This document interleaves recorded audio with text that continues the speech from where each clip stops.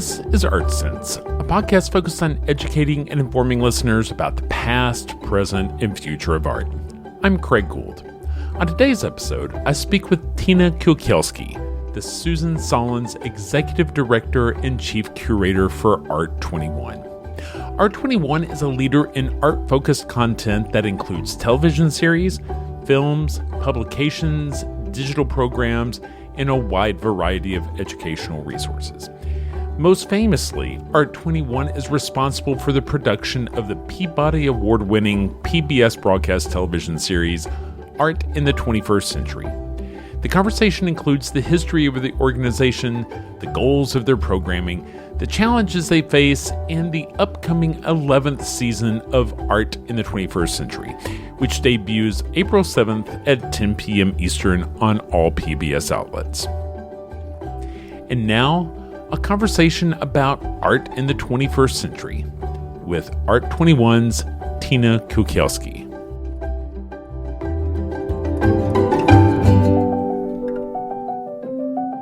Tina Kukielski, thank you for joining me today on the Art Sense podcast. Tina, you are the Susan Sollins Executive Director and Chief Curator of Art21. I am excited to talk to you today about the 11th season of Art in the 21st Century that's going to be premiering on PBS on April 7th. You know, Tina, in your role, I imagine a lot of people that know the art world have passionately been watching Art in the 21st Century for decades. But on those occasions where you run into someone who doesn't know about the program, who doesn't know who Art21 is, where do you start to try to explain to them what your mission is? Yeah, well, thank you, Craig. I'm so glad to be here today. Art21 has the opportunity to bridge those viewers that are in the art world and outside the art world. And I think in particular, the audience beyond the sort of confines of the sort of bubble of the art world has been a target audience for Art21 over the course of our history. You know, as an organization, we were really built on the belief of expanding access to contemporary art. And we incorporated in the late 90s. Our founder, Susan Sollins, really envisioned the way to do that, and she was a museum educator. For her, the way to do that at that time in the late 90s was through public media. And she had the opportunity through a set of relationships she had to learn television and filmmaking, and ultimately pitched this idea of let's expand access to the ideas embedded in contemporary art, the ideas that contemporary artists hold, through public media by making a television show. And she pitched that to PBS, and she pitched it at the same time to the National Endowments for the Arts. And both partners came on board to really initiate a television series devoted to that. And at the time, I think it's easy to take that for granted now. So we're a 26-year-old organization now in 2023, but thinking back to where contemporary art was at the end of that millennium, it really just wasn't the sort of the populist thing it is today. Contemporary people didn't necessarily know contemporary artists or couldn't necessarily even name contemporary artists. Now, of course, with major corporate brands, we're seeing the sort of influence of living artists on fashion and the like in a more mainstream way. But in the late 90s, it was pretty radical. And what artists were doing on camera was weird and different. Fortunately, because of PBS as our very earliest distributor, and they still distribute our television series, Art in the 21st Century, we were ultimately and very quickly able to connect with that audience beyond the art world. So to get back to your question, through the member stations that represent PBS across, in that time it was really specifically targeted across the United States, for instance. So for those that don't know us, we do operate a bit on a knife's edge in terms of those that do know the work of Art21 through film. They love us. And we have a sort of core audience that has been built over the course of the last 26 years. For us as an organization, we're always trying to push to expand new audiences. And when I talk about the knife's edge, I guess what I mean by that is sometimes Art21 is referred to as the best kept secret in the contemporary art world. And that's something that, we wrestle with. I tried to remember back to the first time I saw Art in the 21st Century in its first season, and it just seemed to open my mind to a whole world of possibilities. Because, back in that day, what would be close to 24 years ago, I guess at this point, we didn't have YouTube. We didn't have all of this media being produced by artists, by galleries, by museums. And you go through art education, you have the opportunity for a handful of artist visits, but you're not able to go into the studio with a blue chip artist and actually kind of open up their head and see their studio practice. And it just seemed to bring the art world alive and kind of make it accessible. My question to you is, I think it's just as intriguing now as it was 24 years ago, but how are you able to adapt to a world where we're now swimming in all of this other media? Does the mission change? How do you find your place within an ecosystem that has changed? I think ultimately the changes that have happened in terms of, the production of digital content focused on art, on contemporary art, whether that's through, the lens of media, a media organization, media entity, or our peers at, museums and galleries, ultimately has been a good thing for us as an organization. As the field has expanded, first and foremost, it's pushed us on the film side in particular, but I think also on the curatorial side, to do more, to be different, to really support this idea of film excellence when it comes to the quality and standard that we hold in terms of the films that we send out into the world. They are not quick edits. They are thoughtful. They are beautiful. They use, in many cases, some more advanced filmmaking techniques that we think that have evolved over the course of our 26-year history. Our earliest seasons, when I look back on them now, there's a sort of core, let's say, approach to working with contemporary artists that is still very much a part of the DNA of Art21. But filmically, in terms of the style, our most recent film, and you're going to see this in our upcoming Art in the 21st Century season, it embraces a style and beauty that is very contemporary. We used to never use music. In fact, our earliest films were rather they were quiet, they were direct, they were simple, and at times there was a lot of silence. And of course, we embrace the silence when it's necessary and right in the context of on the unfolding of a process or an idea. So all this to say that the sort of the competition and the expanding landscape of video content has just pushed us to do more on the film side and to do it better and of a higher quality. And one of the ways that I think we do that particularly well is that our film productions have really become a site of collaboration for us as an organization, and we have now a growing community of filmmakers and producers and editors and directors and cinematographers who help to support and advance our work in that space. And that's been really exciting to learn, collaborate with that group. And that's now even, started maybe initially as a group local to New York City, but that's really advanced as we've pushed our productions out to other parts of the country and in turn other parts of the world. So we have opportunities to hire, filmmakers in Nairobi, Kenya, or in, Hong Kong, or in Johannesburg, South Africa, that have become contributors to the work of Art21.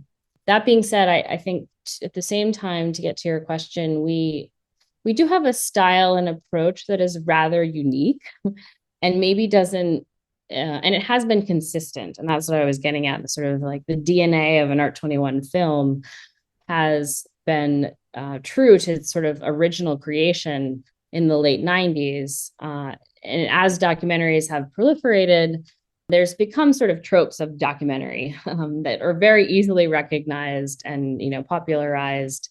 Not to say that we push against that, but the Art21 style is artists speaking directly to the camera.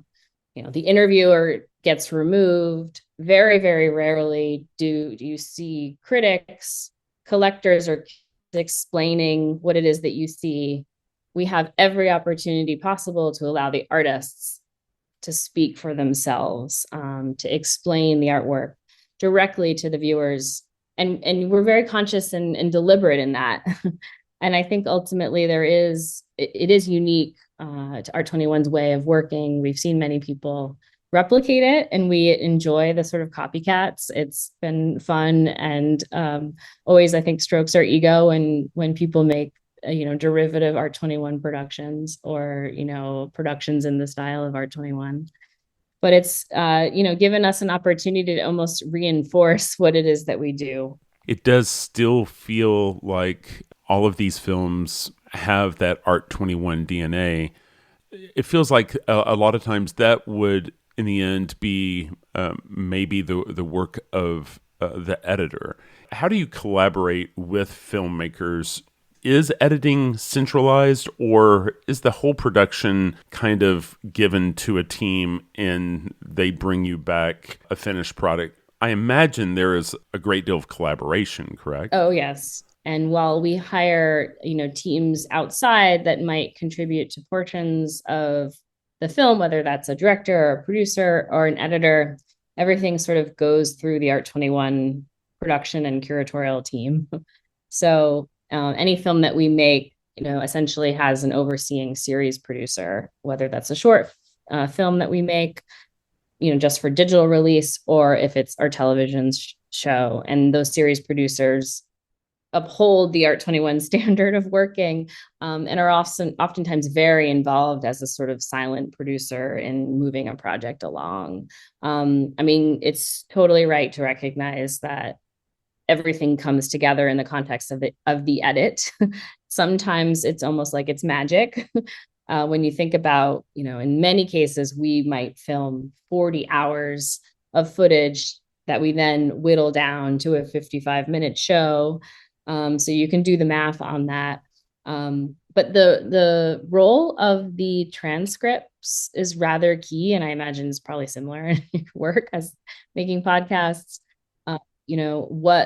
Obviously you have your film footage, so you have the opportunities that you identified at the outset and evolve over time, where artists are present, where their artworks are present. Key to our process is getting process imagery. So opportunities where you see something in the making, where it changes over time. That is always our objective, is capturing as much of that as possible, which is why our production periods tend to run rather long, sometimes up to 12 months, so that we can really see the development of an idea and an artwork, or an installation, or an exhibition kind of evolve over a longer period of time.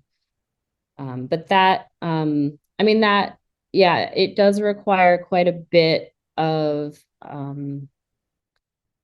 creative energies on the part of like the internal Art21 team to ensure that we are, when we do release a new episode or a new film, that it lives up to a kind of Art21 standard. And now I'd say there's even more and more of the responsibility to do that, because we have now 550 films in our film catalog, and we've worked with over 250 artists over the course of these last 25 plus years. So we recognize more and more that it's not just that we've released a new film, but in fact, what we've actually done is we've built a really massive collection of artist voices vis-a-vis these finished films.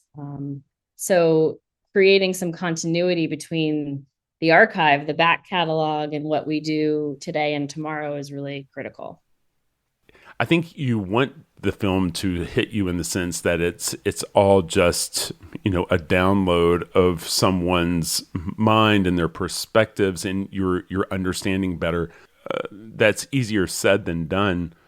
But, I think the other thing that strikes me is Art21 is also, like you said, providing an archive of artist voices and a history of these voices as they lived in their time, right? Yeah. I mean, I do believe it's sometimes as what you leave out of a film is sometimes as important as what you put in. And that can be sometimes really challenging because we all, when it comes to artwork, we all sort of have our favorites or things that resonate in the context of of a public audience, or might sort of look great in the context of the camera or the footage. But ultimately, what we really want to support is the furthering of the understanding of the ideas embedded in contemporary art. So sometimes that means, making choices that sometimes can be hard choices in the interest of, really demystifying the process as much as possible. Different seasons take on different themes. I believe season 10 was kind of a continued examination of place. What are the themes that are being explored in season 11? Are these artists grouped together in a particular way? Yeah, they are. And in fact, this season, season 11, it harkens back to some of the earliest seasons of art in the 21st century. Season 1 and season 2, which aired in 2001 and 2003, respectively. Well, first and foremost, they focused exclusively on artists working in the United States. We've done that here for season 11, and in part, that was a decision that was responsive to the, restrictions, the travel restrictions set in the context of the pandemic when we were curating this season back in 2020 and 2021.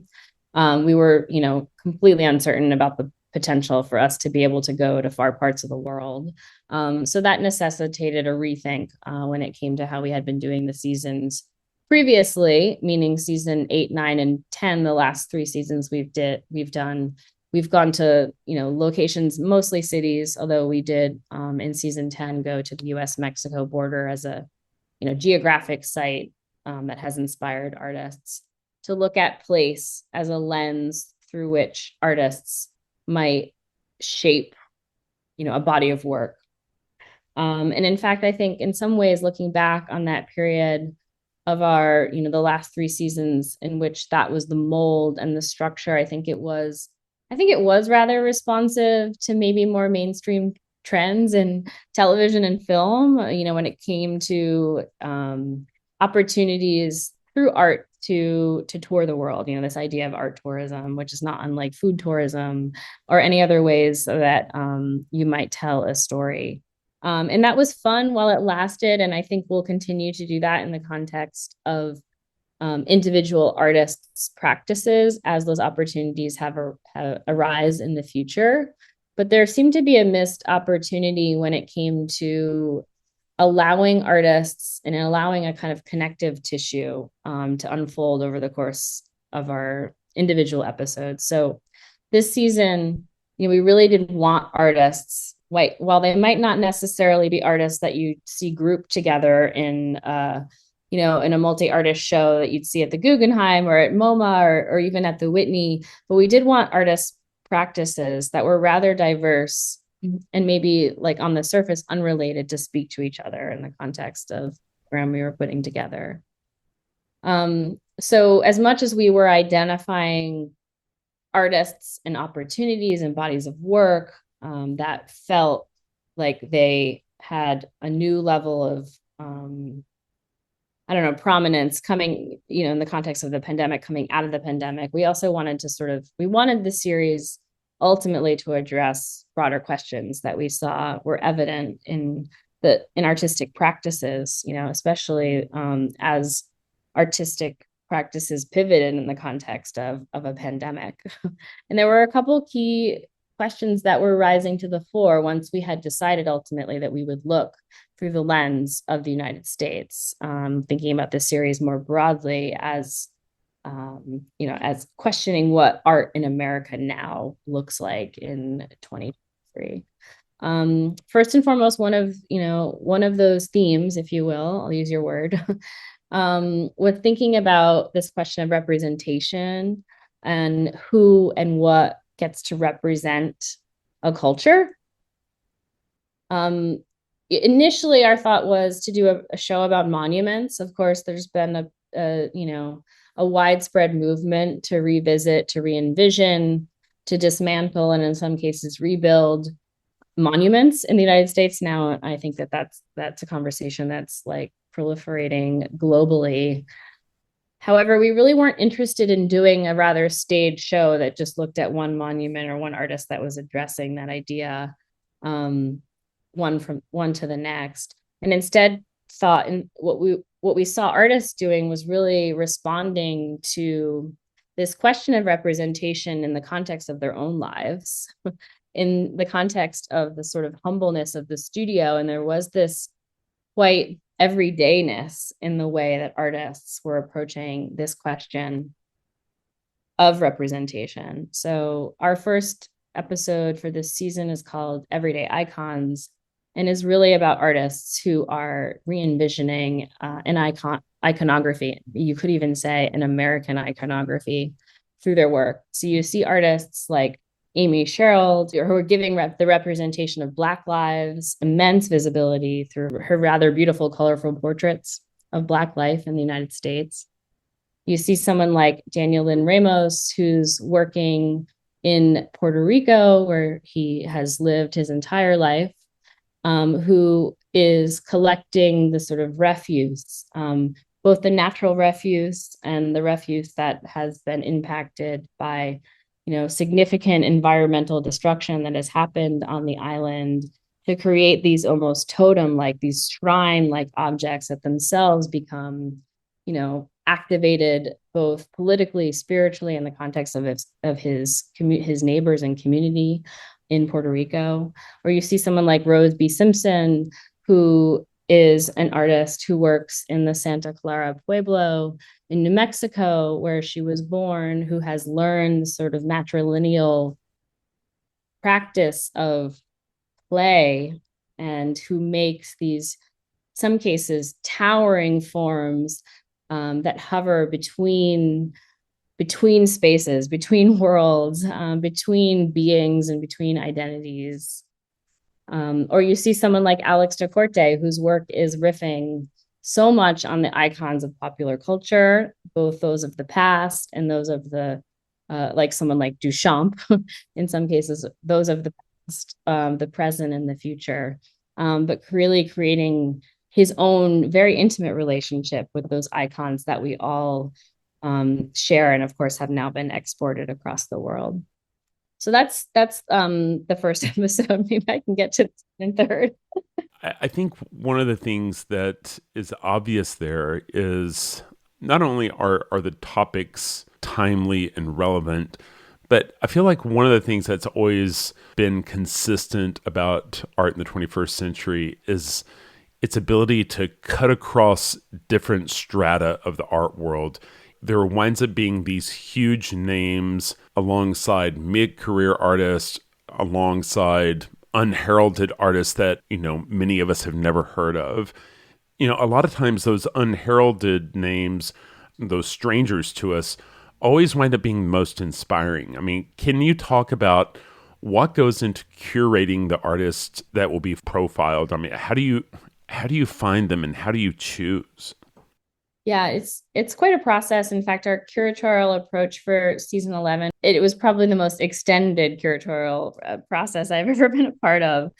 Well, first and foremost, it's not just me that makes any curatorial decision. So I am a member of our curatorial team. But our assistant curator, Jarrell Lewis, our producers, Nick Ravitch, Ian Forster, and Andrea Chung, all participate in the conversations around curatorial choice and where we commit ourselves in terms of our upcoming productions. And I'd say there's a couple different ways in. I mean, the curatorial process is really multifarious in a way. We're obviously looking at artists. We're seeing what artists are doing in the context of museums and galleries, and we're reading the art press. We're paying attention to upcoming projects, solo shows, commissions, the like. We're traveling. We're looking at international biennial lists, in particular biennials that are happening a little further from home. We're doing studio visits, introducing ourselves to artists. That's been really important. Most artists in the US and I'd say increasingly like in the UK and in other English speaking parts of the world know us. But we have a little work to do for folks internationally to understand the kind of Art21 way of working. So that's always a really important part of the process. And I think second to that, we're trying as much as possible to connect art to everyday life. I mean, one of the artists this season, Rose B. Simpson, says it. There's no separation between art and life.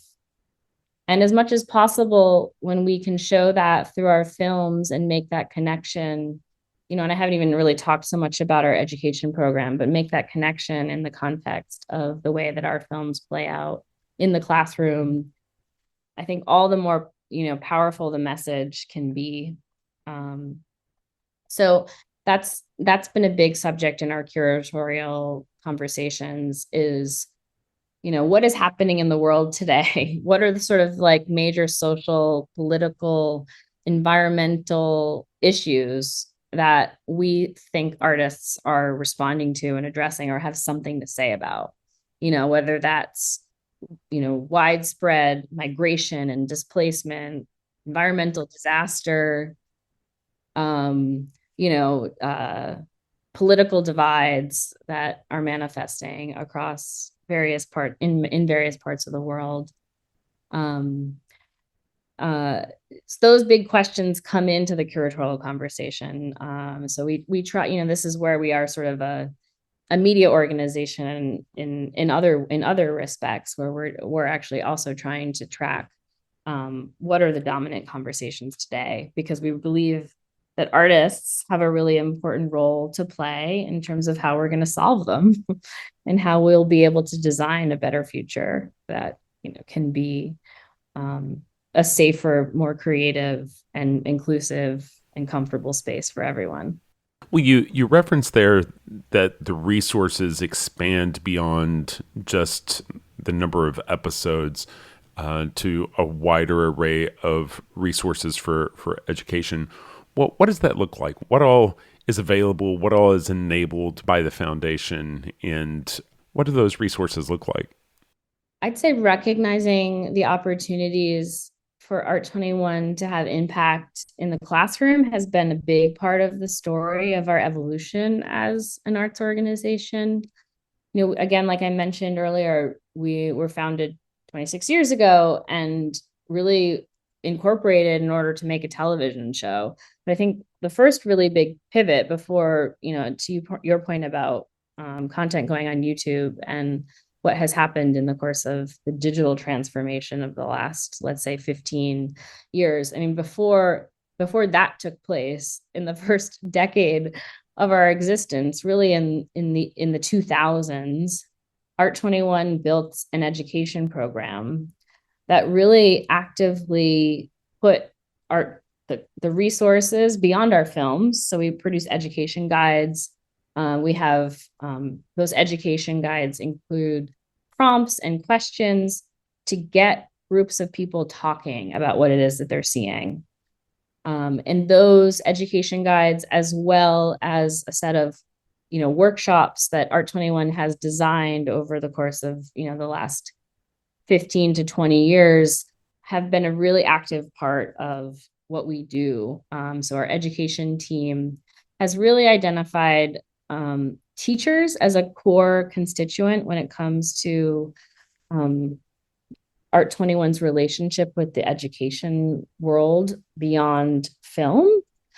So we do a series of professional development programs. Since the pandemic, all of those programs have been, well, first and foremost, they went on Zoom, they became digital programs. And now that things are opening up again, we're going to continue with a hybrid program as much as possible to get in the room with teachers teachers are really important gatekeepers for us when it comes to delivering not only the ideas embedded in contemporary art, but the Art21 approach to pedagogy in the context of our arts education program is really targeted at getting people to think critically and creatively in the context of the classroom, whether that can really exist across subject matters, it connects to ethics and history and language and arts beyond the visual as well. And that's a really important core principle.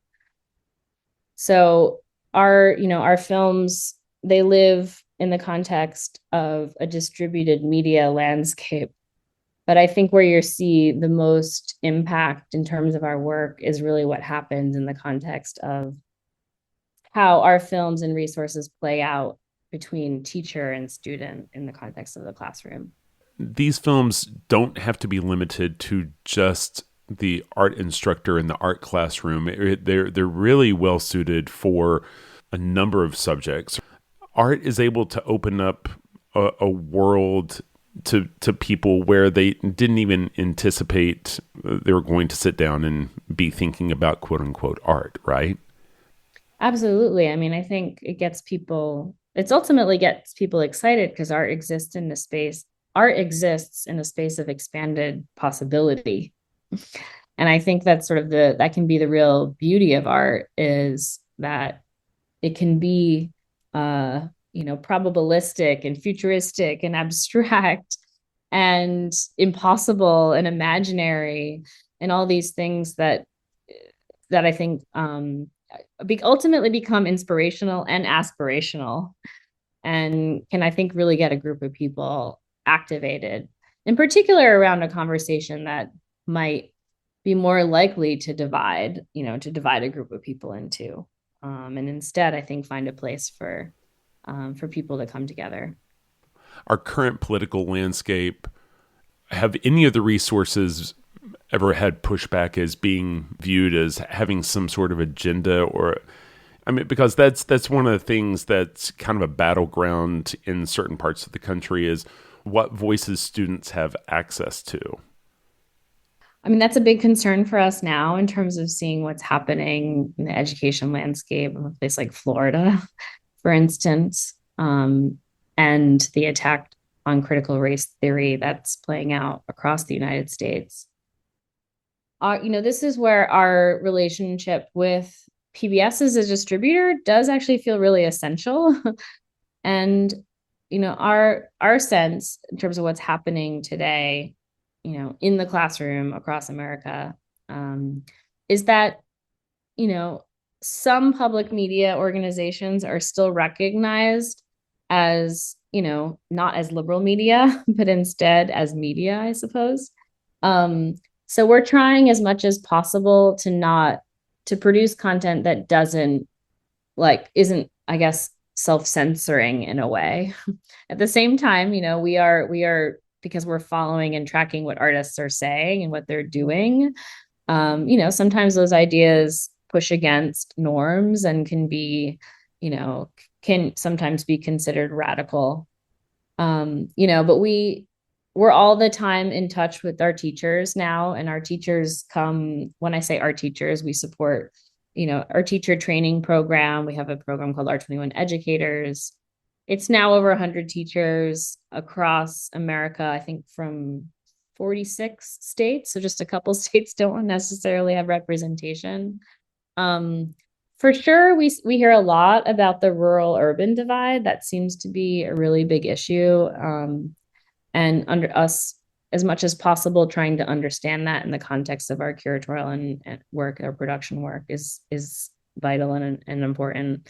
But we try as much as possible to listen to teachers, like, what are the issues that you're seeing play out?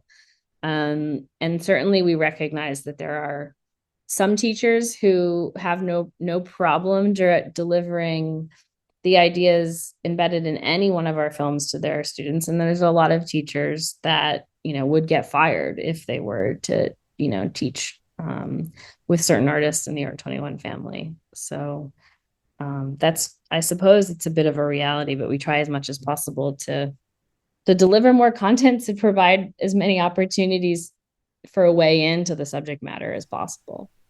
Well, we touched earlier about how the films kind of cut across the strata of the art world, and I know that we're going to be introduced to somebody that we're just going to fall in love with. Is there anybody in particular from this roster of artists from this season that maybe you weren't really aware of their work 2 or 3 years ago, but now you're just like, I can't wait to let the world know about this particular artist? Absolutely. I mean, I think in our first episode, Everyday Icons, we're getting a lot of great feedback from the artist's portrait of Rose B. Simpson, who is still probably one of the youngest artists in this upcoming season, and certainly is not yet a household name. However, Rose's very personal relationship, she's the artist who I quoted earlier, who said there's no separation between art and life. Her very personal relationship to becoming an artist. Her mother was an artist. Her grandmother was an artist. Her young daughter is featured in our film. You actually see her making art alongside her mother. And her Rose's mode, as was her mother and grandmother's mode, is clay. That is her medium. And I think the relationship between Rose's place, Rose lives in the Santa Clara Pueblo in New Mexico, where she grew up. She left for a period of time, went to RISD, and has chosen to come back and make her life and raise her family and build her studio in this place. Really, I think informs the work on like a really like deep and natural and personal personal way, which I think only really gets illuminated through the lens of storytelling. Like the opportunity we had to film with Rose, to travel with Rose to sites where her ancestors have lived, as she says in our film, for thousands of years, really is, I think a really poignant, emotional, incredible moment, and really, I think, also contextualizes the work in a way where that's oftentimes hard to do in the context of a public artwork or an exhibition that happens in a city. So that might be one to look at for sure. In our new season too, we are featuring a profile on the Guerrilla Girls, who they really probably represent the artists, if you will. They're artist activists that have been working the longest. So they're a group that formed in the 80s and have been agitating the art world ever since. In fact, they're part of an episode called Bodies of Knowledge, and the Guerrilla Girls were the inspiration for the title of that hour.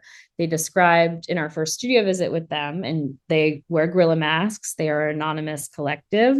Protecting their identity as artists is a really important part of their work. It allows them to speak out and not be defamed, I suppose. But they described their body of work as a body of knowledge. And that was a really interesting idea to think about an artist, or in their case, a collective, amassing a body of knowledge and calling that art. And it was really resonant for us in speaking with them, because it connected so much with what we've seen over the last 10 years or 10 years plus of artists taking on the role of researcher or investigator, or, in some cases, truth teller. And I think now in this age of information and misinformation and disinformation, artists are even more compelled to get to the root of things. And here you have the Guerrilla Girls who've been, doing it for so many decades. It always struck me that, a lot of what the Guerrilla Girls do is kind of quantifying the inequality and making what, nowadays we may refer to as infographics about the inequity. Yeah, it's very effective. I mean, it was very effective when they started plastering posters on gallery storefronts and and holding placards outside of museum in the 80s. And of course, it's still really effective today. And now there's multiple platforms in which information like that can be conveyed. But their dedication to the subject of it is, I think, unparalleled, and giving the Guerrilla Girls an opportunity to tell their story that is not just one that looks to a past, but one that is very active in a future has been, a real gift for us. Well, Tina, I really appreciate you taking time out today. I can't wait to watch the first episode, which premieres on Friday, April 7th at 10 p.m. Eastern on PBS. I really appreciate you just kind of pulling back the curtain on the production and give us a little bit of insight on what we can expect from art in the 21st century this year. Thank you, Craig. It's been a pleasure.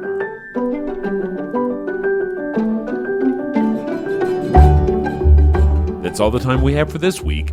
You've been listening to Art Sense.